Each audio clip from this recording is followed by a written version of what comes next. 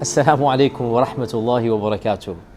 A year of plenty entwined with a year of little. Escalating wars amidst moments of tranquility. Affairs of hope entangled with those of fear. That of ease, engulfed with despair. That of relief seeped in trials. But it is through hardship we understand ease. And it is after the darkest hour, dawn brings light.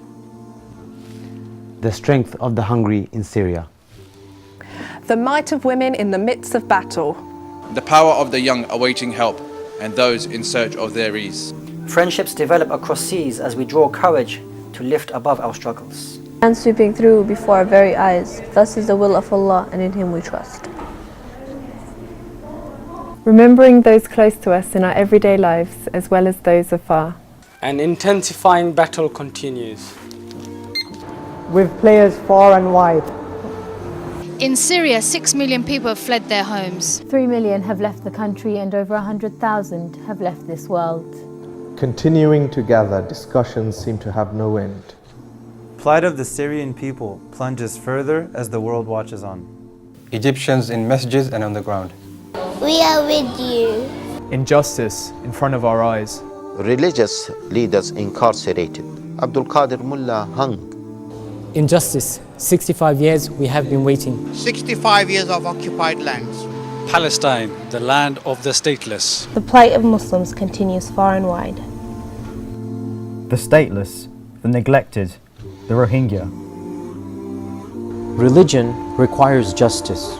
Justice without politics. Infrastructure in developing nations, incentives to grow. Over 1,000 lives lost in Bangladesh, the biggest industrial disaster in modern times. The Rana Plaza factory collapse was no isolated incident. There must be responsibility with growth. The garments on your back, from where did they arrive? Have you knowledge of your thread? So many families missing loved ones.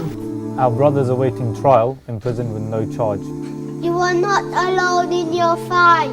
Incarceration, war and duties to uphold our reason. Our covenant with Allah, which is the reason for our veil. Allah says in the Quran in Surah Al-Ahzab, verse 59, O Prophet, tell your wives and your daughters and the believing women to cover themselves with a veil. That is better, so that they are recognized and not irritated. And indeed, Allah is forgiving and merciful.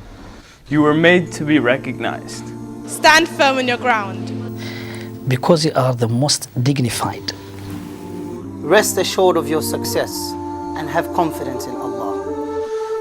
find hope in all your adversities and remind each other with the words of Allah. Success is from Allah and with Allah. Remember, this is but a fleeting world. As Ibn al-Qayyim rahimahullah said, as people are content with the world, so you should be content with Allah. As they are delighted by the world, so you should be delighted with Allah.